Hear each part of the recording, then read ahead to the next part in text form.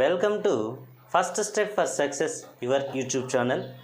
APPSC, TSPSC, DSC, SI, constable వంటి పలు competitive ఎగ్జామినేషన్స్కి prepare అయ్యేటువంటి అభ్యర్థులందరికీ కూడా మీకు ఇండియన్ పాలిటీ మరియు ఇండియన్ జాగ్రఫీలని మీకు కాన్సెప్చువల్గా ఎగ్జామినేషన్ పాయింట్ ఆఫ్ వ్యూలో మీకు అందించడానికి సింప్లిఫై చేస్తూ ప్రతి ఒక్కరికి అర్థమయ్యే రీతిలో చెప్పేటువంటి ఏకైక YouTube channel first step for success.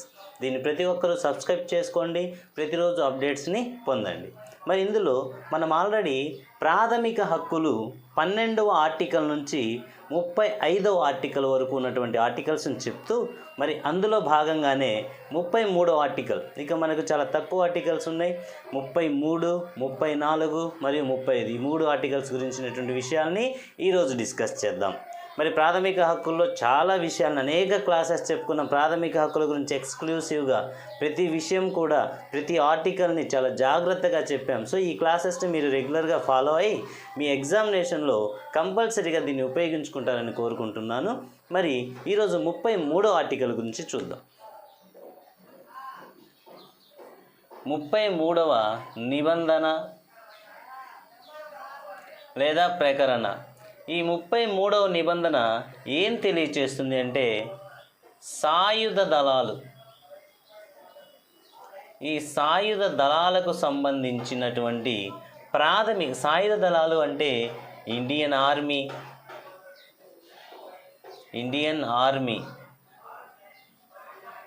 Navy, air force, ఇలా బిఎస్ఎఫ్ ఎక్కడైతే ఉన్నారో వీళ్ళందరూ కూడా ఈ సాయుధ దళాల సభ్యులకు, పారామిలిటరీ సభ్యులకు శాంతి భద్రతలను ఎవరైతే కాపాడుతున్నారో పోలీస్ వర్గాల వారికి పార్లమెంట్ ప్రత్యేక చట్టం ద్వారా ప్రాథమిక హక్కుల్ని పరిమితం చేయవచ్చు. ఇక్కడ మోస్ట్ ఇంపార్టెంట్ ఈ పార్లమెంట్ అనేటువంటిది మోస్ట్ ఇంపార్టెంట్. పార్లమెంటు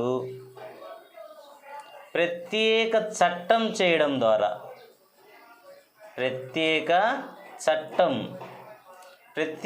చట్టం ద్వారా ఈ ప్రాథమిక హక్కులను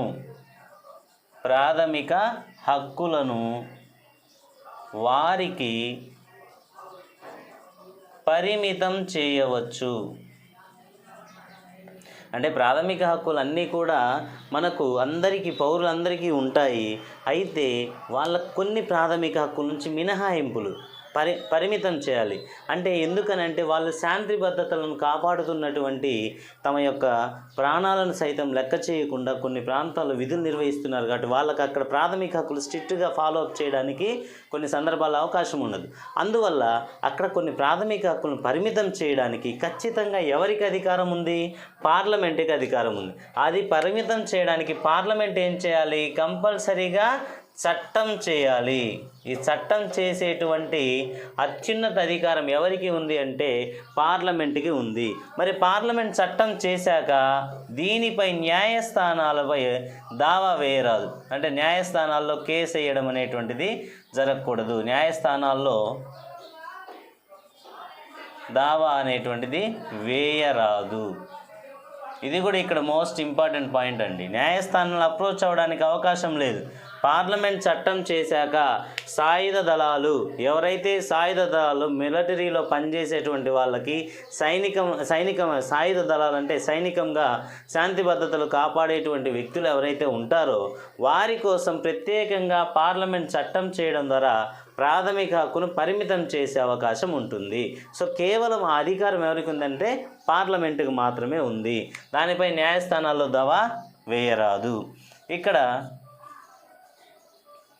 ఇండియన్ ఆర్మీ యాక్ట్ చట్టం చేసింది 1950. అలాగే నేవీ యాక్టు ఇక్కడ కూడా ఒక చట్టం చేయడం జరిగింది. మరి అదేవిధంగా ఎయిర్ ఫోర్స్ యాక్ట్ దీనికి కూడా 1950లో చట్టం చేయడం జరిగింది. ఇలా వివిధ చట్టాలు పార్లమెంట్ చేసింది. అంతేకాకుండా పోలీస్ ఫోర్స్ యాక్ట్ అని కూడా ఒకటి ఉంది. పోలీస్ ఫోర్స్ యాక్ట్ ఇది 1966లో. ఇలా చట్టం అనేటువంటిది పార్లమెంటుకు మాత్రమే చట్టం చేసే అధికారం అనేటువంటిది ఉంది. ఇది మనకు 33వ ఆర్టికల్. చూడండి, 33వ ఆర్టికల్ సాయుధ దళాలు కానీ పారా మిలిటరీ కానీ శాంతి భద్రతల దృష్ట్యా పనిచేసేటువంటి సిబ్బందికి కానీ పార్లమెంటు ప్రత్యేక చట్టం ద్వారా పరిమితం అంటే ప్రాథమిక హక్కుల్ని పరిమితం చేసే అధికారం ఉంది. ఇది ఇంపార్టెంట్, రైట్. నెక్స్ట్ మరి మరో నిబంధన, అంటే ఇవి ఇంపార్టెంట్ అండి. ఇవి మనకు ఎగ్జామినేషన్స్లో ఎలాగైనా అడుగుతుంటారు. Very simple. ఇప్పుడు సాయుధ దళాలు ఉన్నాయి. ఆ సాయుధ దళాలకి మనకు ప్రాథమిక హక్కులు అమలు చేయడానికి లేదా పరిమితం చేయడానికి ఈ కింది వానిలో ఎవరు చట్టం చేయాలి, ప్రత్యేక చట్టం చేయాల్సి ఉంటుంది? పార్లమెంట్, రాష్ట్రపతి, అదేవిధంగా క్యాబినెట్, కేంద్ర క్యాబినెట్ లేదా ప్రధానమంత్రి, ఇలాంటి ఏదైనా ఆప్షన్స్ ఇస్తారు. అప్పుడు మనకు ఆన్సర్ ఏంది? వీటి మీద అధికారం ఎవరికి ఉంటుందంటే కేవలం పార్లమెంటుకు మాత్రమే ఉంటుంది. ఇవి మనం ఖచ్చితంగా గుర్తుపెట్టుకోవాల్సిన అంశాలు. మరి నెక్స్ట్ మనకు 34వ నిబంధన.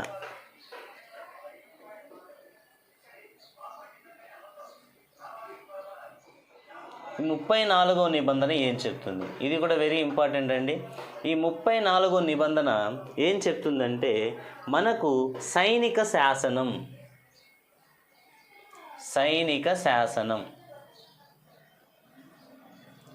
దీన్నే మనం ఏమంటాం అంటే మార్షల్ లా అని చెప్పేసి అంటాం. దీన్నే మనం ఏమంటాం అంటే మార్షల్ లా. సైనిక శాసనం అమల్లో ఉన్న ప్రాంతాల్లో ప్రాథమిక హక్కులపై ఇక్కడ కూడా సేమ్ అండి. సైనిక శాసనం అమలులో ఉన్నటువంటి ప్రాంతాలు ఏవైతే అమలులో ఉన్నాయనుకోండి, అమలులో ఉన్న ప్రాంతాలపై మళ్ళీ ఇక్కడ కూడా సేమ్ పార్లమెంటే.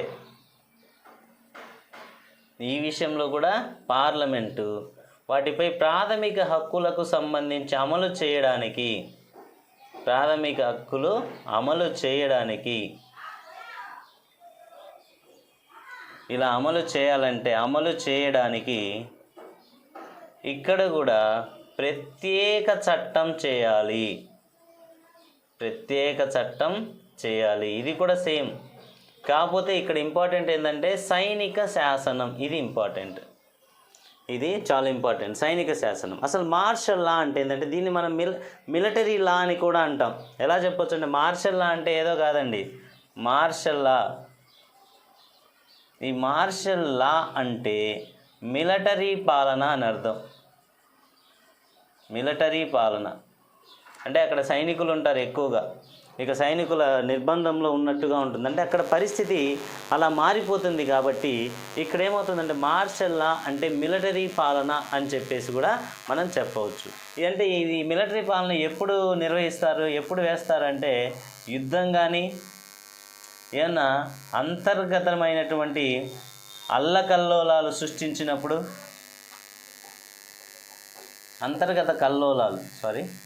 ఈ కల్లోలాలు సృష్టించడం కానీ, ఏదైనా దురాక్రమణ, ఇలాంటి సమయాల్లో మనం ఏం చేయొచ్చు అంటే ఒక ఏరియాకి మిలిటరీ పాలన కేంద్ర ప్రభుత్వం విధిస్తుందన్నమాట.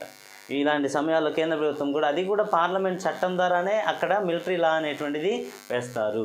అయితే ఇక్కడ మనం ఒక విషయం చెప్పుకోవచ్చు. ఈ సైనిక శాసనానికి మరియు అత్యవసర పరిస్థితి కూడా విధిస్తారు. అత్యవసర పరిస్థితి, ఈ సైనిక శాసనాలకి అత్యవసర పరిస్థితికి రెండిటికి డిఫరెన్స్ ఉంది. అంటే ఇది రెండు ఒకటే కాదు, రెండు వేరు. సైనిక శాసనం అంటే మార్షల్ లా, సైనిక పాలన ఉంటుందనేది ఉంటుంది, అది వేరే. కానీ అత్యవసర పరిస్థితులు 352 అనే ఆర్టికల్ ద్వారా మనం నిర్వహించడం, అంటే అత్యవసర పరిస్థితిని విధిస్తారు, జాతీయ అత్యవసర పరిస్థితి అని. సో ఆ అత్యవసర పరిస్థితిని అనేటువంటిది వాటి ద్వారా ప్రకటించే ఆ పరిస్థితులు అనేటువంటి వేరువేరుగా ఉంటాయి. సో దాని గురించినటువంటి విషయాల్ని ఏమేమి ఉంటాయి వేరువేరుగా అనేది ఒకసారి చూద్దాం. ఇదేంటంటే సైనిక శాసనము, దాన్నే మనం మార్షల్ లా అంటాం. అంటే ఇక్కడ మనకు బాగా తెలుసుకోవాల్సిన అంశం ఏంటంటే మార్షల్ లా అంటే ఏంటి, అత్యవసర పరిస్థితి అంటే ఏంటి. జస్ట్ సింపుల్ చిన్న విషయాలు అవి. చూడండి, సైనిక శాసనం. ఇక్కడ వచ్చేసరికి అత్యవసర పరిస్థితి.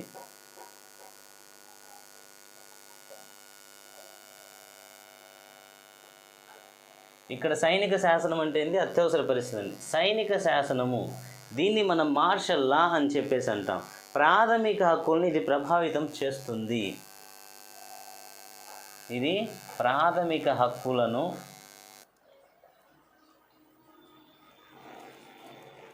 ప్రభావితం చేస్తుంది. మరి అత్యవసర పరిస్థితి ఏం చేస్తుంది?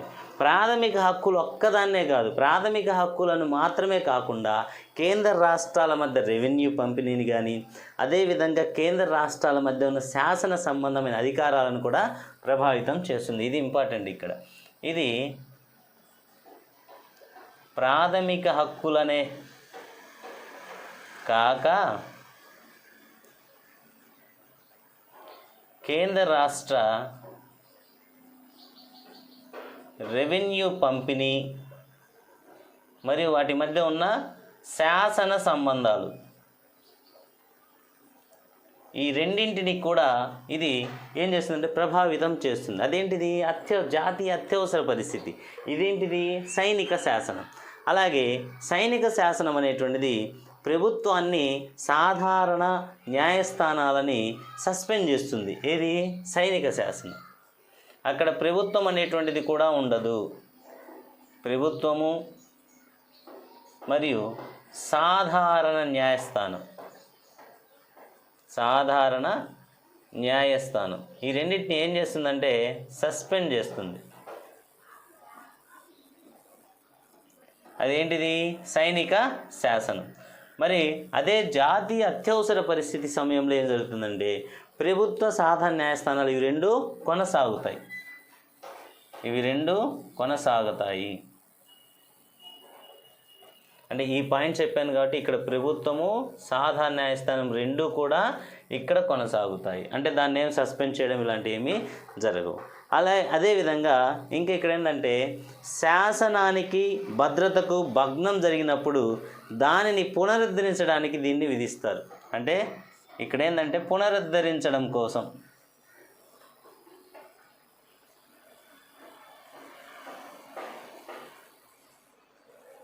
ఇదేమో పునరుద్ధరించడం కోసం విధిస్తారు. ఇది ఇంపార్టెంట్ పాయింట్. ఇక్కడ వచ్చేసరికి ఇది కూడా సేమ్ అలాంటిదే, కాకపోతే కొంచెం తేడా. ఎలాంటి సమయంలో అంటే యుద్ధము, విదేశీ దురాక్రమణ, సైనిక తిరుగుబాటు ఇలాంటి సమయంలో. ఇందాక కూడా చెప్పాను నేను యుద్ధము అని, అక్కడ తీసుకుంటారు. మార్షల్ లా ప్రకటిస్తేమో ఇలా ఉంటుంది, అత్యవసర పరిస్థితి ప్రకటించేది ఇలా ఉంటుంది. యుద్ధము, దురాక్రమణ,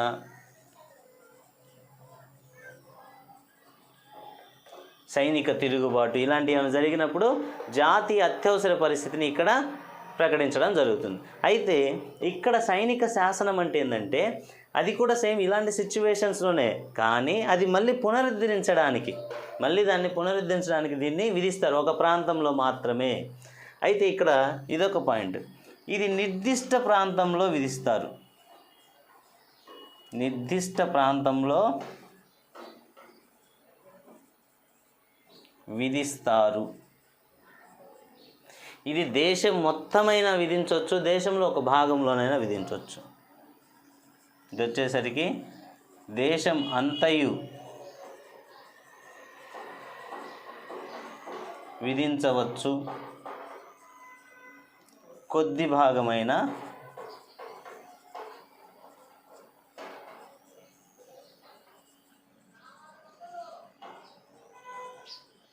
విధించవచ్చు. ఇది కూడా అంటే దేశం మొత్తం విధించవచ్చు, కానీ కొద్ది భాగమైన విధించవచ్చు. అయితే ఇక్కడ వచ్చేసరికి దీని గురించి, మార్షల్ లా గురించి ఇండియన్ కాన్స్టిట్యూషన్, భారత రాజ్యాంగంలో దీని గురించి ఏమీ పేర్కొనలేదు. అసలు రాజ్యాంగంలో మార్షల్ లా అనే పదానికి చోటు లేదు. ఇది మాత్రం రాజ్యాంగంలో, ఇది వచ్చేసరికి రాజ్యాంగంలో ఒక నిబంధన కూడా కలదు.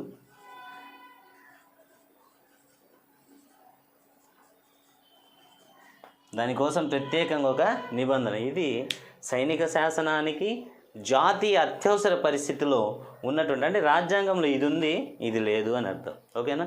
సో మరి ఎందుకని ఇంత ఇదిగా చెప్తున్నామంటే ఎగ్జామినేషన్ పాయింట్ ఆఫ్ వ్యూలో ఇలాంటివి మనకు పదే పదే అడుగుతూ ఉంటారు. కాబట్టి కంపల్సరీగా అభ్యర్థులందరూ కూడా మీకు ఎగ్జామినేషన్ పాయింట్ ఆఫ్ వ్యూని మాత్రం కంపల్సరీగా మిస్ చేసుకోవద్దండి. మరి నెక్స్ట్ 35వ ప్రకరణ గురించి చూద్దాం. ఇప్పుడు అర్థమైంది కదా మీకు సైనిక శాసనము అత్యవసర పరిస్థితిలో ఉన్న తేడాలు. జస్ట్ మీరు అవసరమైతే మళ్ళీ దీన్ని నోట్ చేసుకొని వాటి మధ్య ఉన్నటువంటి తారతమ్యాలను మీరు ఈజీగా గమనించవచ్చు. మరి నెక్స్ట్ మనకు 35వ ఆర్టికల్. సో దీని గురించి కొన్ని విషయాలు చెప్పుకుందాం.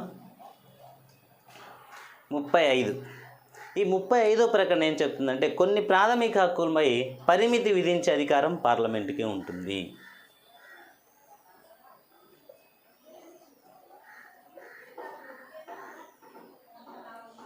ఈ 35వ నిబంధన కూడా మోస్ట్ ఇంపార్టెంట్.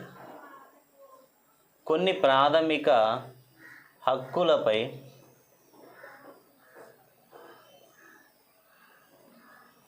పరిమితులు విధించే అధికారం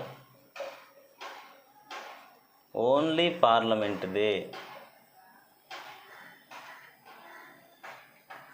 ఇది ఇంపార్టెంట్. ప్రాథమిక అంటే 35వ నిబంధన ప్రాథమిక హక్కులపై పరిమితులను విధించే అధికారం కేవలం పార్లమెంటుకు మాత్రమే ఉంటుంది. Most important. అంటే ఫర్ ఎగ్జాంపుల్ చెప్పాలంటే ప్రభుత్వ ఉద్యోగాల్లో స్థానికులకు అవకాశం కల్పించడం. దేని ప్రకారం 16 నిబంధన 3 ప్రకారం ఈ ప్రభుత్వ ఉద్యోగాలు ఉంటాయి కదా, ఈ ప్రభుత్వ ఉద్యోగాలలో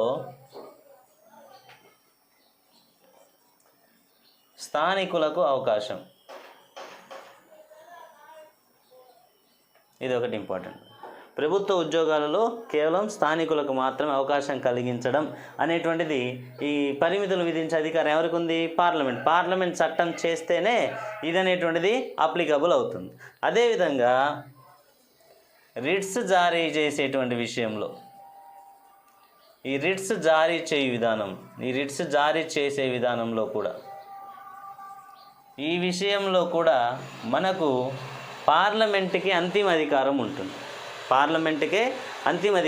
అంటే ఫర్ ఎగ్జాంపుల్ రిట్స్ జారీ చేసే అధికారం ఎవరికి ఉంటుంది? సుప్రీంకోర్టుకు ఉంటుంది అండ్ హైకోర్టుకు ఉంటుంది. ఈ రెండిటికే కాకుండా వీటి క్రింది కోర్టులకు కూడా అవకాశం కలిగించడం, ఈ క్రింది కోర్టులకు కూడా అవకాశం కలిగించడం అది ఎవరు చేస్తారు? పార్లమెంటే చేస్తుంది. అంతేకాకుండా ఇంకొకటి ఆర్టికల్ ఇప్పుడే 34 గురించి చెప్పాం కదా, మార్షల్ లాకు సంబంధించినటువంటి విషయాలపై కూడా కొన్ని పరిమితులు విధించడం. 34 ఆర్టికల్ మామూలు మార్షల్ లా అని చెప్పాం కదా, ఈ మార్షల్ లాకు సంబంధించి కొన్ని పరిమితులు విధించడం. ఇది కూడా ఎవరు చేస్తారు? పార్లమెంటే. సో మనకు ఇక్కడ 33, 34 మరియు 35 ఈ మూడింటిలో కూడా పార్లమెంటుకే ప్రత్యేక చట్టం చేసే అధికారం అనేటువంటి ఉంది. ప్రాథమిక హక్కుల విషయంలో మొత్తం ఏకైక వన్ అండ్ ఓన్లీ ఉన్నటువంటి గ్రేటెస్ట్ ఏంటంటే పార్లమెంటు చట్టం చేయడం. ఏదైనా మొత్తం అధికారం ఎవరికి ఉంటుందంటే పార్లమెంటుకు మాత్రమే ఉంటుంది. మరి ఇది ప్రాథమిక హక్కుల్లో మనం చెప్పుకున్నటువంటి ముఖ్యమైనటువంటి అంశాలు. అయితే ఒక 2 విషయాలు దీంట్లోనే ఇంక్లూడ్ చేస్తూ చెప్దాం. సుమోటో కేస్ అంటాం. సుమోటో కేస్ అంటే ఏంటి? చాలామంది ఆ సుమోటో కేసు తీసుకున్నారు అంటారు. అసలు సుమోటో కేసు అంటే ఏంటంటే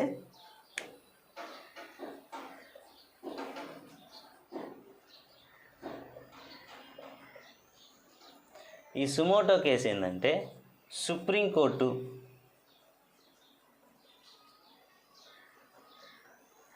ఆర్ హైకోర్టు అంటే అత్యున్నతమైనటువంటి కూడా న్యాయస్థానాలు కేసును స్వతహాగా తనకు తానే తీసుకొని వాదించడం. సుప్రీంకోర్టు ఆర్ హైకోర్టు గురించి చెప్తున్నాం ఇక్కడ.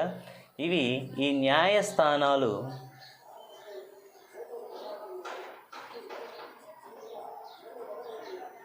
కేసును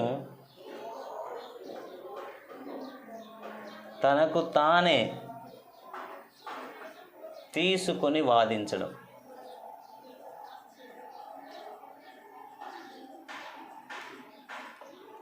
అంటే న్యాయస్థానాలు కేసును తనకు తానే తీసుకొని వాదించడం, దాన్నే మనం ఏమంటామంటే సుమోటో కేసు అంటాం. ఫర్ ఎగ్జాంపుల్, ఏపీలో ఎర్రచందనం సంబంధించి స్మగ్లర్లను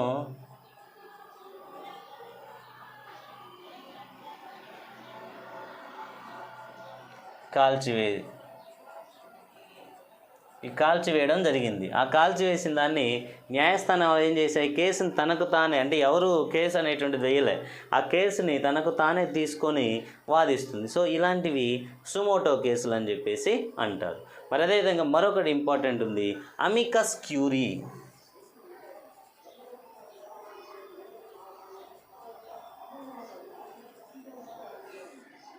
అసలు అమికస్ క్యూరీ అంటే ఏంటి? ఒక వ్యక్తికి ఏంటంటే తను ఒక కేసుని వేశాడు, అయితే తనంతట తాను కోర్టులో హాజరు కాని పక్షంలో అతనికి న్యాయస్థానం ఏం చేస్తుందంటే అతని తరపున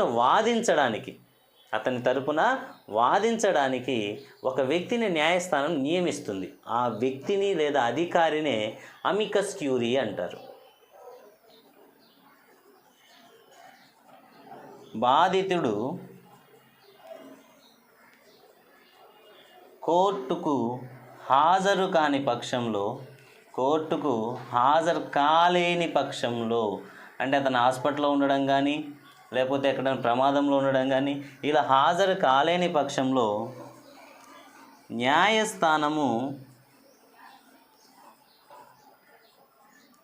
అంటే వాదించడానికి న్యాయస్థానం కేటాయించే అధికారిని ఆర్ వ్యక్తిని ఏమంటారంటే అమికస్ క్యూరీ అంటారు.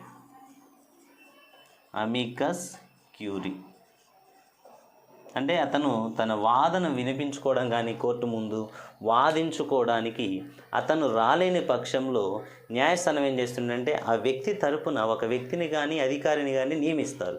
సో ఆ వ్యక్తిని ఏమంటారంటే అమికస్ క్యూరీ అని చెప్పేసి అంటారు. సో ఇవి కొన్ని ఇంపార్టెంట్ మోస్ట్ ఇంపార్టెంట్ పాయింట్స్ ఇవి.